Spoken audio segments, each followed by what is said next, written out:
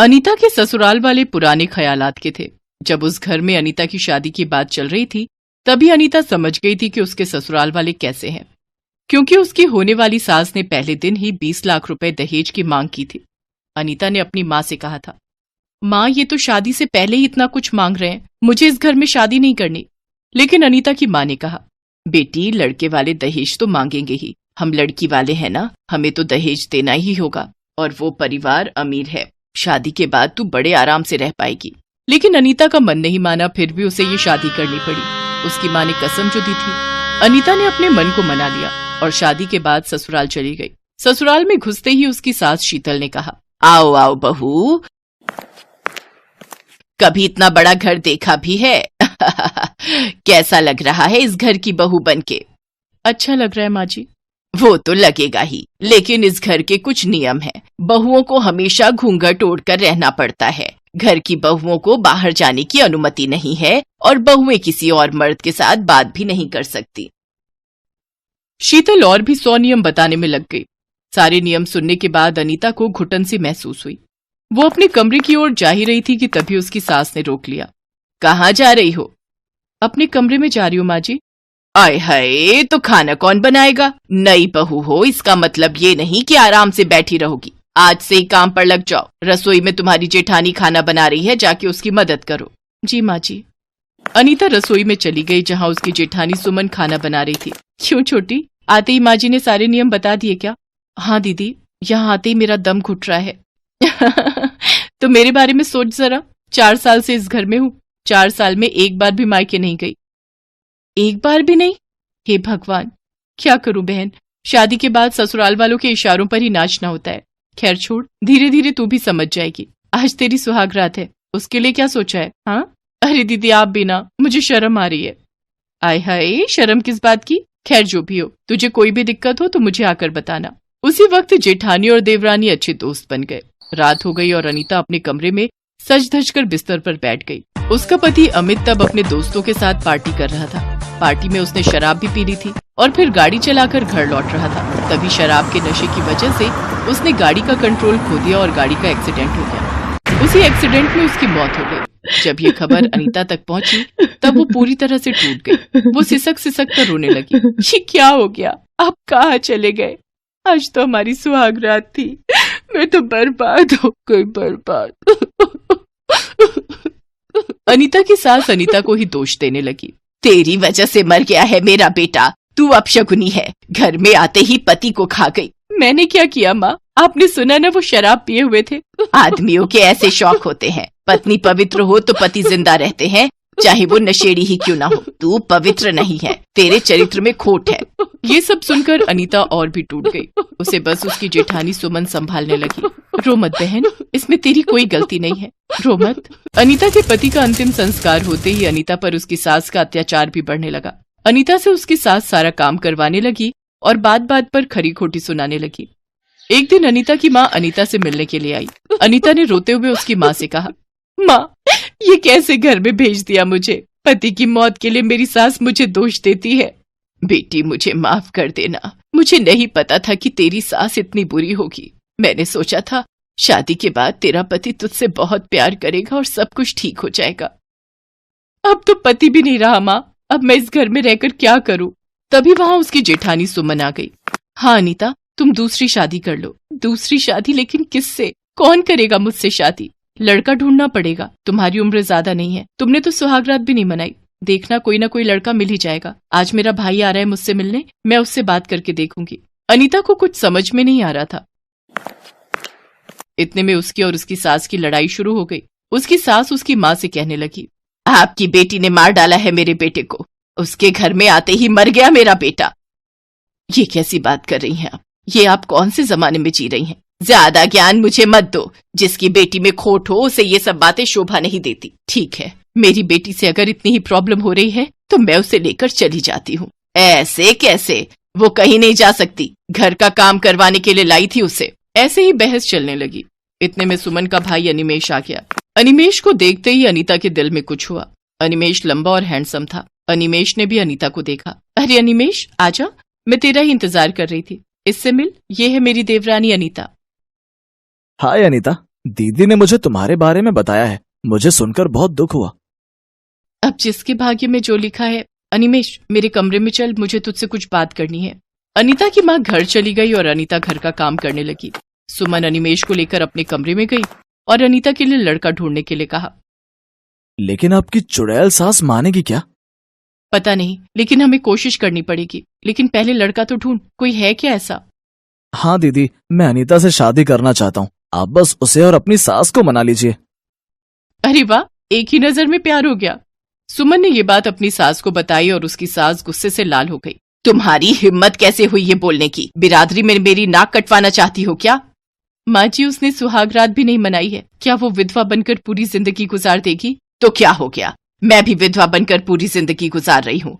20 साल की उम्र में अपने पति को खो चुकी थी मैं। इसीलिए तो आपको पता है माँ कि पूरी जिंदगी विधवा बनकर गुजारने का दुख क्या होता है। आप वही दुख अनीता को भी देना चाहती हैं। फिर भी आपके 2 बेटे हैं, अनीता के पास कौन है? सोचिए माँ, अनीता पर क्या बीत रही होगी। ये बोलकर सुमन वहां से चली गई। पूरी रात शीतल ने सोचा, अपने पति को खोकर वो सब कुछ भूल गई थी। फिर उसके दोनों बेटों ने उसे संभाला, लेकिन अनीता को संभालने के लिए कोई नहीं है। ये सोचकर शीतल रो पड़ी और आंसू तो बड़े बड़े पत्थर को पिघला देते हैं। शीतल का मन भी पिघल गया। अगले दिन सुबह उसने अनीता से कहा, बहू मुझे माफ कर दे, पूरी जिंदगी अकेले रह रहकर मैं पत्थर बन चुकी थी। मैंने तुम्हारे साथ बहुत बुरा बर्ताव किया। तुम शादी कर लो बहू, मैं तुम्हारे साथ हूँ। इसी घर से होगी तुम्हारी शादी। माँ जी। अनीता ने अपनी सास को गले लगा लिया। 1 हफ्ते के अंदर अनिमेश के साथ अनीता की शादी हो गई। इसी तरह एक जेठानी ने एक देवरानी की शादी करवाई। अब अनीता अनिमेश के साथ खुशी खुशी जिंदगी बिताने लगी।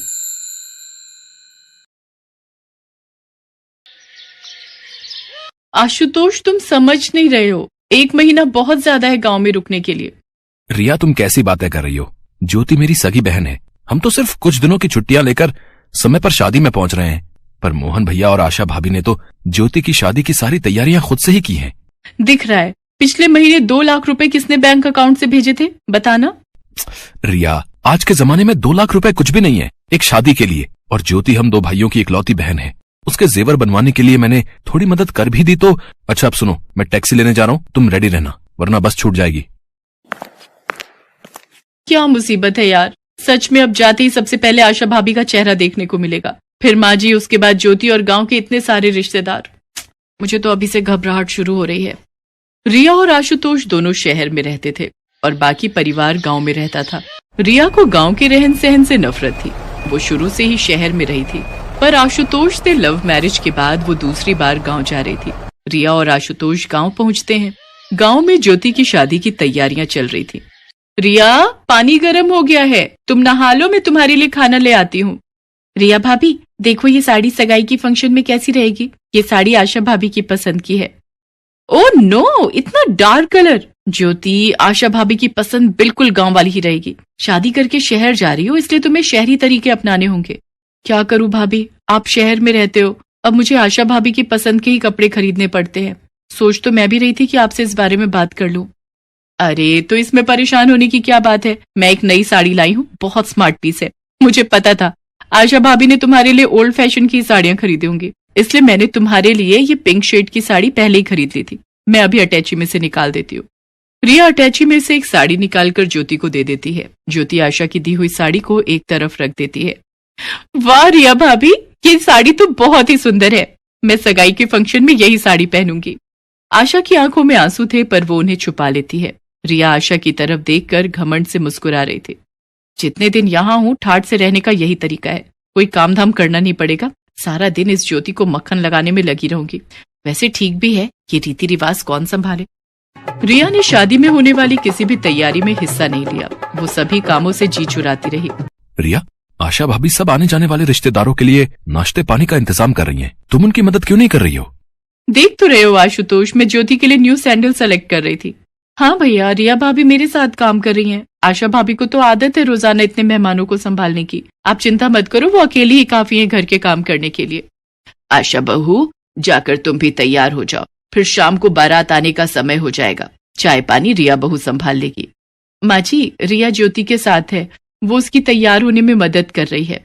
जब से आई है कोई काम धंधा नहीं किया, जब देखो कमरे में फालतू कामों में लगी रहती है। तैयार करने वाली तो आई हुई है, इसने कौन सा तैयार करना है? ज्योति, ये तुम्हारे सैंडल मेरे कमरे में ही रखे थे, मैं दूसरे कामों में व्यस्त हो जाऊंगी, तुम्हें तैयार भी होना है, अपने पास ही रख लो, पहन लेना। भाभी, ये ओल्ड फैशन के सैंडल आप ही रखो, मैंने ज्योति को ऊंची हील वाली बढ़िया सैंडल दे दिए हैं। ज्योति की हाइट कम है, इन ऊंची हील वाले सैंडल में लंबी लगेगी। अब हमारी ननद शहर की होने वाली है। हाँ आशा भाभी, मैं यही सैंडल पहनूंगी, इनकी हील ऊंची है। आशा बेचारी क्या ही बोलती, वो सारे मेहमानों की देखभाल कर रही थी, पर मजाल है कि रिया ने एक बार भी आकर किसी काम में उसकी मदद की हो। बारात आने का समय हो रहा था, सब लोग तैयार हो चुके थे। रिया ज्योति को अकेला छोड़कर तैयार होने चली गई। आशा बहू, बारात आने का समय हो रहा है, ज्योति के पास कौन है? माँ जी, रिया ज्योति के पास बैठी है। माँ, बारात आ गई है। माँ जी, आप बुआ जी के साथ चलो, मैं आरती की थाली लेकर आती हूँ। सब लोग बारात के स्वागत में लग जाते हैं। कैसे देहाती लोग हैं, इतनी सस्ती पार्लर वाली बुलाई, मेरा तो पूरा मेकअप ही खराब कर दिया। अब जल्दी से ज्योति के कमरे में जाती हूँ। रिया वापस ज्योति के कमरे में जाती है। रिया, बारात आ गई है, ज्योति को तुम ले आओ, मैं आरती की थाली लेकर जा रही हूँ। बड़ी आई मेरे ऊपर हुक्म चलाने वाली, कितनी चालाक है, खुद आरती की थाली लेकर दरवाजे पर खड़ी हो जाएंगी और इस महारानी को लाने की ड्यूटी मुझे दे रही है। ज्योति, मैं सोच रही थी तुम्हारे ससुराल वाले शहर के हैं और भाभी गांव की है, उन्हें शहरी तौर तरीके पता नहीं है, इसलिए बारात के स्वागत के लिए मैं चली जाती हूँ। भाभी तुम्हें ले आएंगी, मेरे जाने से उन लोगों पर अच्छा इंप्रेशन पड़ेगा। हाँ, ये ठीक रहेगा। आशा भाभी, आप ये आरती की थाली रिया भाभी को दे दो। पर अरे दो न भाभी, इसमें इतना झिझकने की क्या बात है। रिया आशा के हाथ से आरती की थाली झपट लेती है और बारात के स्वागत के लिए चली जाती है। रिया बहू, आशा कहाँ है? वो नहीं दिख रही। माँ जी, वो आशा भाभी कह रही थी कि उनको शहर के तौर तरीके नहीं आते, इसलिए उन्होंने मुझे भेज दिया। वैसे वो ज्योति को लेकर आ जाएंगी। आशा ज्योति के पास ही कमरे में थी। रिया ज्योति के ससुराल से आई औरतों के साथ गप्पे मारने लगी। आशुतोष बेटा, रिया तो सुन ही नहीं रही है, अब किसी के बीच में जाकर उसे बुलाते हुए अच्छा भी नहीं लगता। एक काम कर, तू आशा को बोल, वो ज्योति को लेकर आ जाएगी। अब ठीक है माँ, मैं अभी बोल कर आता हूँ। कुछ देर बाद आशा ज्योति को लेकर जयमाला के लिए स्टेज पर जाने लगती है, पर इस स्टेज से थोड़ी दूरी पर ज्योति की सैंडल टूट जाती है और वो तेजी से लुढ़कने ही वाली थी कि आशा उसका हाथ थाम लेती है। आह आशा भाभी, संभाल कर ज्योति, क्या हुआ? भाभी, मेरी सैंडल टूट गई। आह, हे भगवान, अब क्या करूं? स्टेज तो सामने ही है, किसी को पता चला तो बहुत अपमान होगा। अब हम वापस भी नहीं लौट सकते। एक काम करो ज्योति, तुम चुपचाप मेरी चप्पल पहन लो, कुछ तो काम चल ही जाएगा। पर भाभी, आप बिना चप्पल के कैसे घूमोगे? तुम्हारी जयमाला हो जाए, फिर मैं तुम्हारे भैया को बोलकर घर से दूसरी चप्पल मंगवा लूंगी। आशा, ज्योति के लिए सैंडल तो तुम खरीद कर लाई थी ना, तो फिर ये टूटे कैसे? इतने कच्चे सैंडल, अभी कोई देख लेता, ज्योति गिर जाती तो क्या होता? सारी बिरादरी में बदनामी हो जाती। कम से कम मजबूत चप्पल तो खरीद कर ला सकती थी। तुम तो समझदार हो, तुमसे ऐसी उम्मीद नहीं थी आशा बहू। मैंने ज्योति की शादी की खरीदारी का काम तुम्हें सौंपा हुआ था, तुम इतनी बड़ी गलती कैसे कर सकती हो? तभी वहां पर रिया आ जाती है। वो सब सुन रही थी। आशा रिया की तरफ देखती है। माँ जी, पता नहीं, मैं तो अच्छी दुकान से ही खरीद कर लाई थी, पर ये सैंडल कैसे टूट गए मुझे समझ नहीं आ रहा, मुझे माफ कर दीजिए माँ जी। आशा भाभी, पर ये सैंडल तो... अच्छा, अब ये सब कुछ छोड़ो, सामने स्टेज पर सब देख रहे हैं, तुम दोनों ज्योति को स्टेज पर लेकर चलो। रिया बहुत शर्मिंदा थी, उसके कारण आज ज्योति की इंसल्ट हो सकती थी, पर आशा ने सब कुछ संभाल लिया। जयमाला के समय आशा ने पैरों में चप्पल नहीं पहनी हुई थी, पर साड़ी लंबी होने के कारण उसके पैर छुप गए, इसलिए किसी को इस बात का पता नहीं चला। कुछ देर बाद मोहन घर से दूसरी चप्पल ले आता है और आशा वो चप्पल पहन लेती है। धूमधाम से ज्योति की शादी हो जाती है और सब ज्योति को खुशी खुशी विदा करते हैं। आशा भाभी, मैंने अगर कोई भी गलती की हो तो मुझे माफ कर देना, आप मेरी बहुत प्यारी भाभी हो। रिया भाभी, आशा भाभी बहुत अच्छी है, उन्होंने एक माँ की तरह मेरा हमेशा ख्याल रखा है। कभी कभी माँ मुझे डांट देती है, पर आशा भाभी ने मुझे बहुत लाड प्यार दिया है। ससुराल जाकर मैं आशा भाभी को बहुत याद करूंगी। और रिया भाभी, आप भी बहुत अच्छे हो, आप मेरे लिए कितना सोचते हो। आपने इन शादी के कुछ दिनों में मेरा बहुत ख्याल रखा, उसके लिए दिल से शुक्रिया रिया भाभी। कितना बड़ा दिल है इन सबका। आशा भाभी चाहती तो सारी सच्चाई माजी और मोहन भैया, आशुतोष सबको बता सकती थी, पर उन्होंने कुछ भी नहीं बोला, सारा इल्जाम अपने ऊपर ले लिया। और ज्योति को देखो, उसने भी मेरी इस बात को दिल पर नहीं लिया। रिया ज्योति के गले लग जाती है। अगले दिन रिया आशा के कमरे में जाती है और उससे लिपट कर माफी मांगती है। कुछ दिन बाद सबके साथ हंसी खुशी रहकर रिया और आशुतोष वापस शहर आ जाते हैं। पर अब अपने जेठानी और परिवार के लोगों के प्रति रिया के मन में कोई बैर भावना नहीं थी।